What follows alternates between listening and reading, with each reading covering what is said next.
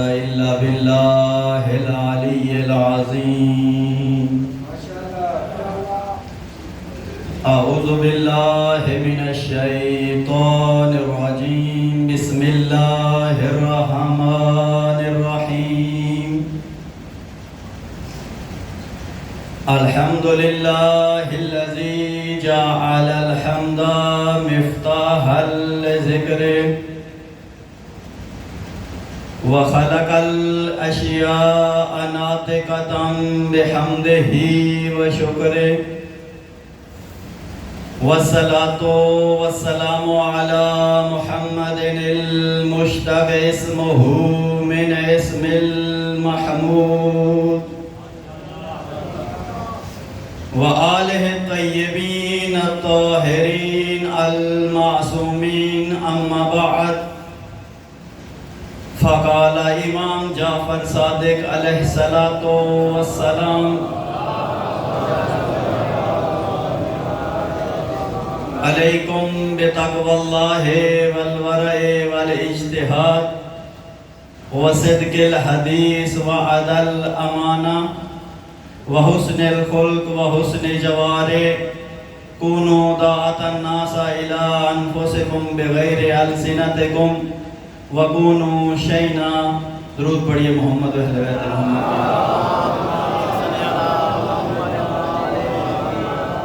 خداوند متعال آپ مومنین کا یہاں پر آنا اپنی بارگاہ میں عبادت میں شمار فرمائے. خداوند متعال بانیان مجالس کی تمام حاجات اپنی بارگاہ میں قبول و منظور فرمائے. ایک خصوصی دعا کے لیے کہا گیا پالنے والے فیاض حسین کو اولاد صالحہ اور نرینہ عطا فرما. جو بھی مومنین یہاں پر آئے ہیں اور بے اولاد ہیں، پالنے والے اہل بیت اطہار کا واسطہ ان کی گودیں آباد فرما. پالنے والے ہم سب کو سیرت اہل بیت محمد پر چلنے کی توفیق عطا فرما.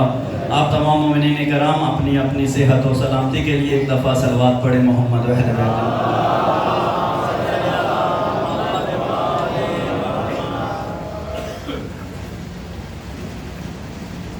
جیسا کہ آپ جانتے ہیں، آپ مومنین کی خدمت میں میرا پہلا موقع ہے.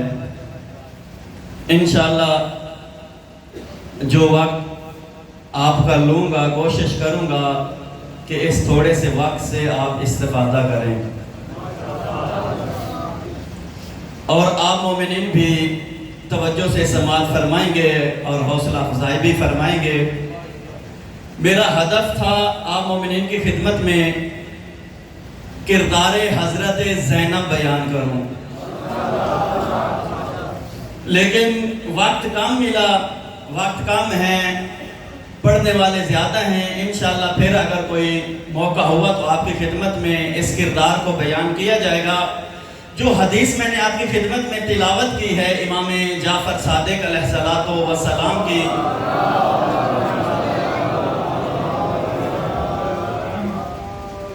اور جس طرح میرے بزرگ خداوند متعال ان کو سلامت رکھے ایک موضوع بیان کر رہے تھے، اور وہ موضوع تھا فضائل امام زمانہ.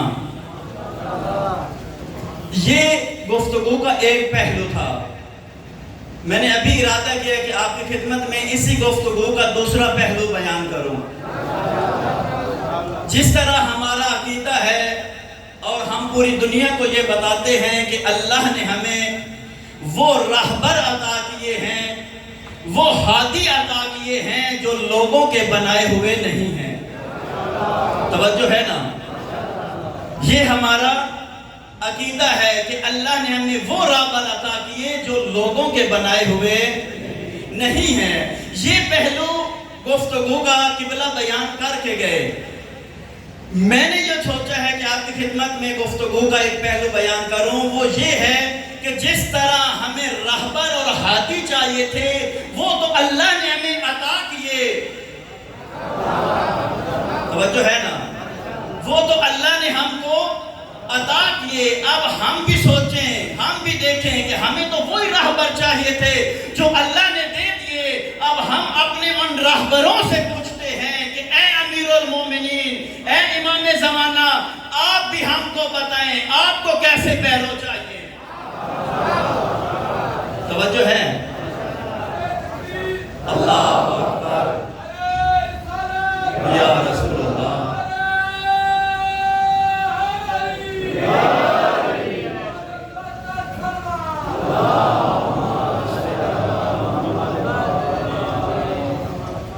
اس تھوڑے سے وقت میں کوشش کروں گا جو موضوع آپ کی خدمت میں بیان کرنا ہے وہ ہے معیار شیعہ. کہ آیا ہم جو شیعہ ہیں, ہم جو اپنے آپ کو اہل بیت کا پیروکار کہتے ہیں, آیا ہم امام جعفر صادق کے معیار پر شیعہ ہیں یا اپنے بنائے ہوئے معیار پر شیعہ ہیں؟ توجہ ہے. بہت سے لوگ آتے اہل بیت کی بارگاہ میں اور آ کر اپنے شیعہ ہونے کا دعویٰ کرتے. میں یہاں سے اپنی گفتگو کا آغاز کر رہا ہوں. اس زمانے میں سب سے مشکل کام شیعہ ہونا ہے, اور سب سے افضل ترین کام بھی اگر کوئی ہے تو وہ بھی شیعہ ہونا ہے. لوگ آتے اور آ کر کہتے اے مولا میں آپ کا شیعہ ہوں. مولا اس کو ڈانٹ دیتے, وہ کہتا انا من شیعتکم. مولا ڈانٹ دیتے اور کہتے یہ جو صفات تو اپنے لیے بیان کر رہا ہے یہ صفات تیرے اندر نہیں پائی جاتی, تو ہمارا شیعہ نہیں ہے, بلکہ تو یہ کہہ سکتا ہے انا من محبیکم, اے مولا میں آپ کا محب ہوں, تو ہمارا شیعہ نہیں ہے. اسی طرح مولا امیر جب حاکمیت کے زمانے میں تھے, جب حکومت ملی مولا امیر کو, ظاہری حکومت آپ جانتے ہیں, تو اس وقت بھی بہت سے لوگ مولا امیر کے سامنے موجود ہوتے تھے اور ان موجود لوگوں کی خدمت میں امیر المومنین اپنے پالنے والے کی بارگاہ میں کہتے تھے اے پالنے والے ان کو مجھ سے لے لے اور مجھے ان سے لے لے. انہوں نے مجھے تھکا دیا ہے, انہوں نے میرے دل میں پیپ بھر دی ہے, اے پالنے والے ان کو وہ نصیب کر جو ان کے اوپر رحم نہ کرے, اور میں علی کو وہ نصیب کر جو میری آواز پر لبیک کہے. وہ اتنا مجمع تھا, موجود لوگ تھے, ان موجود لوگوں کی خدمت میں امیر المومنین کہتے تھے این این عمار یاسر, این این مالک اشتر. شیعہ یعنی عمار یاسر, شیعہ یعنی مالک اشتر. وہ اتنے ہزار مجمع تھا لیکن امیر المومنین عمار یاسر کو یاد کر رہے تھے. آج ہمارے بھی حجت خدا پردہ غیبت میں ہیں, وہ بھی کسی کو یاد کر رہے ہیں. جس طرح قبلہ محترم بیان فرما رہے تھے, وہ بھی خون کے آنسو رو رہے ہیں کہ کب وہ وقت آتا ہے اور وہ میری سپاہ تیار ہوتی ہے جن کے دوش پر میں قیام کرتا ہوں اور اپنا حق واپس لیتا ہوں.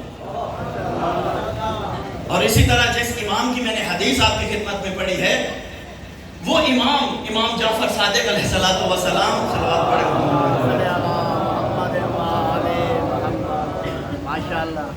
ان کے 4000 شاگرد تھے.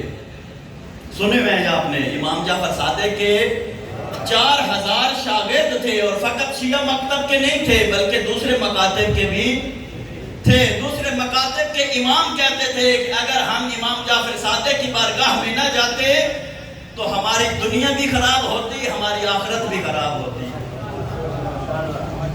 اس امام جس کے 4000 شاگرد اور پھر ان کی فیملیاں, اس امام کے پاس ایک شخص آتا ہے اور وہ کہتا ہے کہ اے مولا آج پوری دنیا میں آپ کے نام لیوا موجود ہیں, پوری دنیا میں آپ کے نام پر نیازیں بنائی جا رہی ہیں, ہر جگہ آپ کا نام لینے والے موجود ہیں, آپ قیام کریں اور بنو امیہ سے اپنا حق واپس لیں. توجہ ہے نا, بنو امیہ سے اپنا حق واپس لیں, کیونکہ میرے پاس وقت کم ہے اور میں چاہتا ہوں کہ یہ موضوع کسی حد تک آپ کی خدمت میں پہنچا دوں. جب امام نے اس کے یہ جملے سنے, امام اس کو مدینہ سے باہر لے کر گئے. جب مدینہ سے باہر لے کر گئے اور اس شخص کو دور ایک ریوڑ دکھایا, کہا اے بندہ خدا یہ ریوڑ کی تعداد گنو اور گن کر مجھے بتاؤ. وہ شخص کہتا ہے وہ ریوڑ کی تعداد میں نے گنی تو وہ 17 تھے, جس کو پنجابی میں 17 کہتے ہیں. بکریوں کے بچوں کی تعداد کتنی تھی؟ 17 تھی. جب اس نے بتایا کہ یہ 17 ہیں تو اس وقت امام جعفر صادق اس شخص کو کہتے ہیں اے بندہ خدا اگر میں امام جعفر کے 17 بھی پیروکار ہوتے تو میں ضرور قیام کرتا اور بنو امیہ سے اپنا حق واپس لیتا۔ یہ سب نام لیوا ہیں، یہ سب میرے نام پہ کمانے والے ہیں، لیکن میرے پیروکار نہیں ہیں۔ عموماً کہتے ہیں کہ کربلا میں شیعوں نے بلایا اور قتل کر دیا، یہ جھوٹ ہے۔ شیعوں نے نہیں بلایا حسین ابن علی کو، محب لوگوں نے بلایا تھا۔ کوفہ والے محبت کرنے والے تھے، شیعہ نہیں تھے۔ ابھی میں شیعہ کا معیار اور تعریف کروں گا کہ شیعہ کس کو کہتے ہیں۔ شیعہ تو وہ ہوتا ہے جہاں پر اس کا امام ہو، شیعہ اسی میدان میں ہو۔ شیعہ کا وہ کام نہیں بنتا کہ امام کربلا کے میدان میں چلا رہے اور شیعہ کوفے میں بیٹھا رہے، یہ شیعہ نہیں ہوتا۔ اور مولا امیر بھی یہی کہتے تھے، کیوں ان کو کہا بٹھا کر کہا کہ پالنے والے ان کو مجھ سے لے لے اور مجھے ان سے لے لے، کیونکہ مولا کہتے ہیں جب بھی میں ان کو بلاتا ہوں یہ گرمی اور سردی کے بہانے کرتے ہیں۔ جب بھی میں ان کو بلاتا ہوں یہ گرمی اور سردی کے بہانے کرتے ہیں۔ مولا آج گرمی زیادہ ہے، کل ہم آپ کی آواز پر لبیک کہیں گے۔ مولا آج سردی زیادہ ہے، کل ہم آپ کی آواز پر لبیک کہیں گے۔ جب بلائے امیر المومنین اور شیعہ حاضر نہ ہو، شیعہ تو وہاں ہو جہاں پر امام ہو۔ اور اس لیے صادق آل محمد فرماتے ہیں اے ہمارے ماننے والوں، اے ہمارے پیروکاروں، اے شیعو ہمارے لیے باعث زینت بنو، باعث فخر بنو، باعث ننگوار نہ بنو۔ یعنی کیا مطلب ہے، اس سے کیا مراد ہے کہ کیوں صادق آل محمد بتاتے ہیں کہ اے ہمارے پیروکاروں، اے رات دن ہمارا دم بھرنے والوں، جب بھی کوئی تمہیں دیکھے تو تمہیں دیکھ کر وہ تمہاری تعریف نہ کر کے بلکہ تمہیں دیکھ کر وہ ہماری تعریف کرے اور وہ کہے یہ سیرت، یہ شیعہ اتنا پاک و پاکیزہ ہے، یہ شیعہ اتنا پاک سیرت ہے، اس کا امام کتنا پاکیزہ ہوگا۔ اے ہمارے شیعو ہمارے لیے باعث زینت بنو، جب تمہیں کوئی دیکھے تمہاری تعریف نہ کرے بلکہ شیعوں کے امام کی تعریف کرے۔ اس لیے اہل سنت کے ایک بہت بڑے عالم دین ابن اسیر وہ مولا امیر کے بارے میں لکھتے ہیں کہ علی آیت الکبریٰ ہے۔ توجہ ہے، علی آیت الکبریٰ ہے، یعنی علی اللہ کی سب سے بڑی نشانی ہے۔ اور بڑی نشانی کس کو کہتے ہیں؟ بڑی نشانی اس کو کہتے ہیں کہ جب بھی کسی کی نگاہ اس نشانی پر پڑے تو اس کی زبان سے اس نشانی کی تعریف نہ نکلے بلکہ اس کی زبان سے اس نشانی کے بنانے والے کی تعریف نکلے، اور وہ کہے یہ نشانی اتنی پاک و پاکیزہ ہے، اس کا بنانے والا کتنا پاک و پاکیزہ ہے۔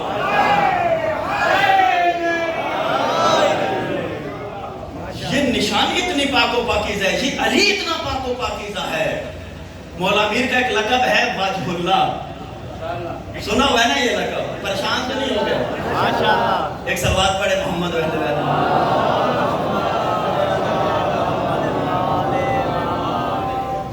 امیر المومنین کا ایک لقب ہے، توجہ کیجئے گا، اس جملے میں تبلیغ بھی ہے فضیلت بھی ہے۔ لقب ہے امیر المومنین کا وجہ اللہ۔ کیا مراد ہے اس لقب سے؟ کیوں مولا امیر کو وجہ اللہ کہتے ہیں؟ علماء اس کی تفسیر کرتے ہیں کہ امیر المومنین کو وجہ اللہ اس وجہ سے کہتے ہیں کہ امیر المومنین نے اپنی زندگی میں توحید کے علاوہ سوئی کی برابر جتنا بھی عمل انجام نہیں دیا۔ علی کی زندگی میں شرک نظر نہیں آتا۔ آپ تاریخ کا مطالعہ کریں، باقی کتب کا مطالعہ کریں، علی توحید کے اندر محو تھے، اور جو توحید علی ابن ابی طالب کے مکتب سے ہم کو ملتی ہے وہ توحید کسی اور مکتب سے ہم کو نہیں ملتی۔ اتنی خالص توحید، اتنی پاکیزہ توحید۔ وجہ اللہ کیوں کہتے تھے؟ کہتے ہیں کہ جب بھی علماء تفسیر کرتے ہیں کہ جب بھی امیر المومنین کے چہرے پر کسی انسان کی نگاہ پڑتی تھی تو اس انسان کی زبان سے علی کی تعریف نہیں نکلتی تھی بلکہ اس انسان کی زبان سے علی کے بنانے والے کی تعریف نکلتی تھی، اور وہ کہتا تھا یہ اتنا علی پاک و پاکیزہ ہے، یہ علی اتنا پاک سیرت ہے تو اس کا خدا کتنا پاکیزہ ہوگا۔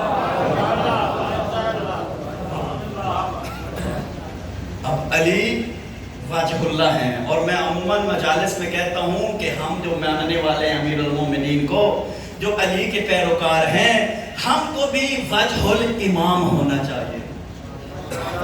توجہ نہیں کیا آپ لوگوں نے؟ ہم شیعوں کو بھی وجہ الامام ہونا چاہیے. کیا مطلب؟ یعنی جب بھی کوئی شیعہ کے نگاہ کرے، جب بھی کوئی شیعہ کے چہرے کی طرف دیکھے، جب بھی کوئی شیعہ کے کردار کی طرف دیکھے، تو اس کی زبان سے اس شیعہ کی تعریف نہ نکلے بلکہ اس کے امام کی تعریف نکلے، اور وہ کہے یہ شیعہ اتنا پاک و پاکیزہ ہے، یہ شیعہ اتنا پاک کردار رکھتا ہے، جو نہ کسی نامحرم کو دیکھتا ہے، جو نہ کسی کی غیبت کرتا ہے، جو اول وقت میں نماز پڑھتا ہے، جو صدقے اور خیرات دیتا ہے، جو اپنے ہمسایوں کا خیال رکھتا ہے. یہ شیعہ اتنا پاک و پاکیزہ ہے تو اس کا امام کتنا پاکیزہ ہے.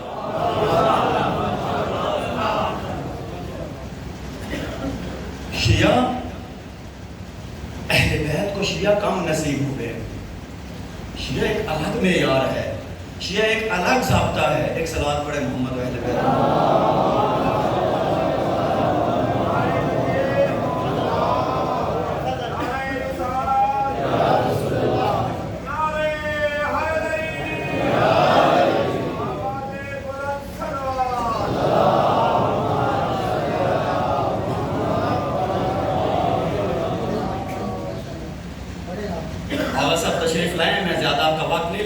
شیعہ کس کو کہتے ہیں یہ بیان کر کے کہ شیعہ کس کو کہتے ہیں. عموماً جو ہمارے ذہنوں پہ، ہماری زبانوں پہ ایک لفظ رائج ہو گیا کہ ہم اہل تشیع ہیں. ہم اہل تشیع نہیں ہیں، ہم اہل تشیع ہیں. ہم اہل تشیع ہیں. فقط یہ تشیع اور تشیع میں فرق بیان کر کے آپ کی زحمت کو تمام کرتا ہوں.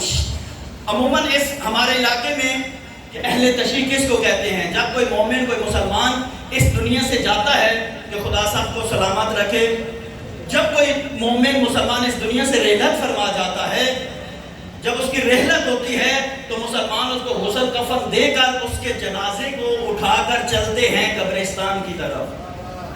توجہ ہے؟ قبرستان کی طرف چلتے ہیں. یہ جو قبرستان کی طرف چل رہے ہوتے ہیں، آگے جنازہ ہوتا ہے اور پیچھے جو لوگ چل رہے ہوتے ہیں، وہ لوگ جو اس جنازے کے پیچھے چل رہے ہوتے ہیں اور ان لوگوں کی توجہ بھی اس جنازے کی طرف ہوتی ہے، ان کو کہتے ہیں اہل تشیع. یعنی جنازے کے پیچھے توجہ کے ساتھ چلنے والوں کو اہل تشیع کہتے ہیں. بس اہل تشیع کون ہوتے ہیں؟ جو جنازے کے پیچھے چلتے ہیں. اب یہیں سے دیکھنے تشیع کس کو کہتے ہیں؟ تشیع اس کو کہتے ہیں جو اپنے امام کے پیچھے چل رہا ہو، ماشاءاللہ، اور جس کی پوری توجہ بھی اپنے امام کی طرف ہو. جس میدان میں اس کا امام ہو، شیعہ بھی اسی میدان میں ہو. جس جگہ پر اس کا امام نظر نہ آئے، شیعہ بھی اس جگہ پر نظر نہ آئے. بس امام کے پیچھے چلنے والوں کو تشیع کہتے ہیں. اور ہمارا یہ فخر ہے کہ ہم اہل تشیع ہیں. ہم ان رہبر اور آقاؤں کے پیچھے چلتے ہیں جن کو اللہ نے امام بنایا ہے. ہم اللہ کی جانب سے بنائے ہوئے اماموں کے پیچھے چلتے ہیں. علی کو اللہ نے امام بنایا، امام حسن کو اللہ نے امام بنایا، سید الشہداء کو اللہ نے امام بنایا، اور حجت خدا کو اللہ نے امام بنایا. جب اللہ نے ان کو امام بنایا ہے تو ہم پوری دنیا کو بتا رہے ہیں یہ ہمارا عقیدہ ہے. ہم کسی کے عقیدے کو نہیں چھوڑتے، ہم اس کی پیروی کرتے ہیں جس کو اللہ نے امام بنایا ہے. ماشاءاللہ. تم بے شک جس کی پیروی کرو، ہمیں تم سے کوئی غرض نہیں ہے. ہم تو ان کی پیروی کرتے ہیں جو ووٹوں کے بنائے ہوئے نہیں ہیں، جو لوگوں کے بنائے ہوئے نہیں ہیں، جو اللہ کے بنائے ہوئے ہیں. یہ اللہ کے بنائے ہوئے رہبر جو ہادی ہیں، انہوں نے کہا ہے کہ اے ہمارے ماننے والوں، اے ہمارے پیروکاروں، ہمارے لیے باعث زینت بنو، ہمارے لیے باعث فخر بنو، کہ جب بھی کوئی تمہیں دیکھے تو اس کی زبان سے تمہارے امام کی تعریف نکلے. اب وہ جو شروع میں نے صفات بیان کیا، فقط ان کا ترجمہ کر کے 2 جملے مصائب کے پڑھ کے آپ کی رحمت کو تمام کرتا ہوں. یہ معیار ہے شیعہ کا. اور یہ صفات امام جعفر صادق کے پاس شخص آیا اور اس نے کہا دعویٰ کیا میں آپ کا شیعہ ہوں. امام نے اس کو ڈانٹ دیا اور کہا اتق اللہ، اللہ سے ڈرو، اللہ کا خوف کرو. یہ جو صفات اپنے لیے تم بیان کر رہے ہو یہ صفات تمہارے اندر نہیں پائی جاتی. اگر تم کہتے ہو کہ میں آپ کا شیعہ ہوں تو پھر یہ صفات جو امام جعفر صادق تمہارے سامنے پیش کر رہا ہے ان صفات پر اپنے آپ کو تولو. اس لیے ہم بھی شیعہ ہیں تو ہمیں بھی اپنے آپ کو پرکھنے کی ضرورت ہے کہ کل کو صادق آل محمد فرماتے ہیں اے ہمارے شیعوں، اے ہمارے ماننے والوں، کل کو جب تمہیں دیکھا جائے گا، تمہارا محاسبہ کیا جائے گا تو تم کو تمہارے اپنے معیار کے مطابق نہیں تولا جائے گا بلکہ امام جعفر صادق علیہ السلام کے بنائے ہوئے معیار پر تولا جائے گا. اور جو بھی اس جعفری معیار پر پورا اترے گا وہ جعفری شیعہ ہوگا. ماشاءاللہ. ہمیں صادق آل محمد کے معیار پر اپنے آپ کو تولنا چاہیے. کردار بنائے ایسا کہ امام کہے یہ میرا ہے. اینا اینا مالک اشتر، اینا اینا ہمارے یاسر. آج وقت کی حجت جو یوسف زہرا پردہ غیبت میں ہے وہ ہمارے انتظار میں ہے کہ کب وہ شیعہ تیار ہوتے ہیں، کب وہ پیروکار تیار ہوتے ہیں. وہ یوسف زہرا ہماری انتظار میں ہے. بس شیعہ ایک الگ ضابطہ ہے، شیعہ ایک الگ معیار ہے. اور ہم کس معیار پر شیعہ ہیں؟ ایک دو دوست ملے آپس میں، سنی اور شیعہ. سنی نے شیعہ سے پوچھا کہ تم کیوں شیعہ ہو؟ تو شیعہ کہتا ہے کہ میرے ماں باپ شیعہ تھے اس لیے میں بھی شیعہ ہو گیا. تو آپ شیعہ پوچھتے ہیں سنی سے تم کیوں سنی ہو؟ تو اس نے کہا میرے بھی ماں باپ سنی تھے تو میں بھی سنی ہو گیا. یہ معیار نہیں ہے ماں باپ شیعہ ہوں یا سنی ہوں. شیعہ ہونے کا معیار الگ ہے. شیعہ ہونے کا معیار یہ ہے کہ جو معیار اہل بیت بیان کرتے ہیں. ماشاءاللہ. پہلی صفت جو امام شیعہ بیان کر رہے ہیں علیکم بتقوی اللہ. شیعہ کو اگر دیکھنا ہے تو پھر اس کے اندر تقوی دیکھو. ماشاءاللہ. شیعہ یعنی متقی انسان، شیعہ یعنی پرہیزگار انسان. علیکم بتقوی اللہ والورع والاجتہاد. شیعہ یعنی کوشاں انسان. سست انسان شیعہ نہیں ہوتا. چست انسان شیعہ ہوتا ہے کہ جس کو امیر المومنین بلائے تو پھر وہ گرمی اور سردی کا بہانہ نہ کرے. ان کو سست عناصر کو مولا نے اپنے سامنے بٹھا کر کہا پالنے والے ان کو مجھ سے لے لے اور مجھے ان سے لے لے. میں علی امام ہوں اور یہ میری آواز پر لبیک نہیں کہتے. شیعہ سست نہیں ہوتا. علیکم بتقوی اللہ والورع والاجتہاد وحسن الخلق وحسن جوارح. اگر شیعہ کو پہچاننا ہے تو اس کو اس کی اخلاق سے پہچانو. شیعہ بد اخلاق نہیں ہوتا، شیعہ با اخلاق ہوتا ہے. اور دوسری صفت وہ حسن جوارح. اگر کسی نے شیعہ دیکھنا ہے، اگر کسی نے جعفری شیعہ دیکھنا ہے تو پھر اس کے ہمسائے کو دیکھو. آیا وہ کسی کو اپنا ہمسایہ ہونا قبول کرتا ہے یا نہیں کرتا؟ آیا اس کا ہمسایہ اس پر خوش ہے یا خوش نہیں ہے؟ وہ علی کا شیعہ اور کہے میں ہمسائے کو اینٹ رکھنے نہیں دیتا، میں ہمسائے کو حق نہیں دیتا. اور دوسری وصدق الحدیث. امام جعفر صادق بیان کر رہے ہیں کہ اگر ہمارا شیعہ دیکھنا ہے تو شیعہ سچا ہوتا ہے، جھوٹا نہیں ہوتا. شیعہ یعنی صدق الحدیث، سچا انسان. کاش اہل بیت کو شیعہ نصیب ہوتے. وقت بہت کم ہے، میں نے یہیں پہ اپنی مجلس ختم کی. پھر انشاءاللہ فرصت ہوگی تو آپ کی خدمت میں عرائض بیان ہوگی.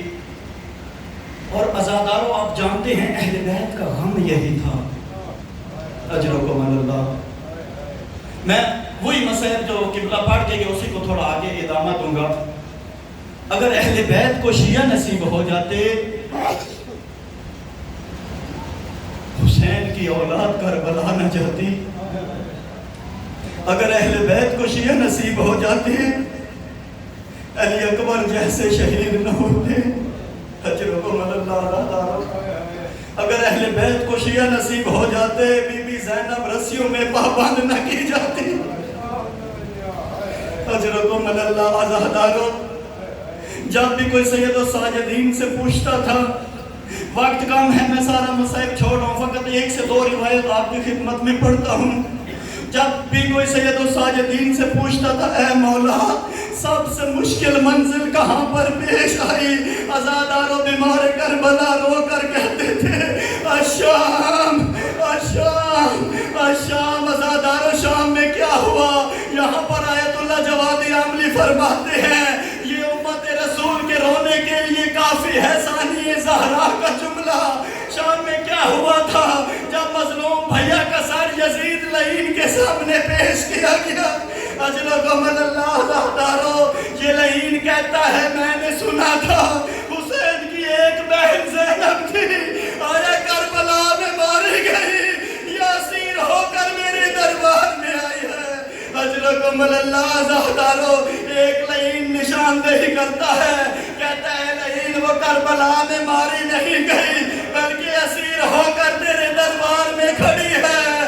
عزادارو یہی وہ موقع تھا جب ان شرابیوں کی نگاہیں بلند ہوتی ہے کہ اس ہستی کو دیکھتے ہیں یہ شرابی، یہ رسول کی بیٹی کے چہرے پر دیکھتے ہیں، زینب علیہ کے چہرے پر دیکھتے ہیں، بی بی رو کر فرماتی ہے لعینو کیا میں نانے کی امت میں موجود ہوں؟ کیا تم میں کوئی کلمہ پڑھنے والا ہے؟ تم کس کو دیکھ رہے ہو؟ تم زہرا کی بیٹی کو دیکھ رہے ہو، یہ زہرا کی وہ بیٹی ہے جس کے لیے علی کو گوارا نہیں ہوتا تھا کہ زینب رات کی تاریکی میں بھی گھر سے باہر آئے۔ جب ماں کا جنازہ اٹھا تھا علی نے حسنین سے پوچھا تھا اے حسن بیٹا جنازے کے پیچھے کون آ رہا ہے؟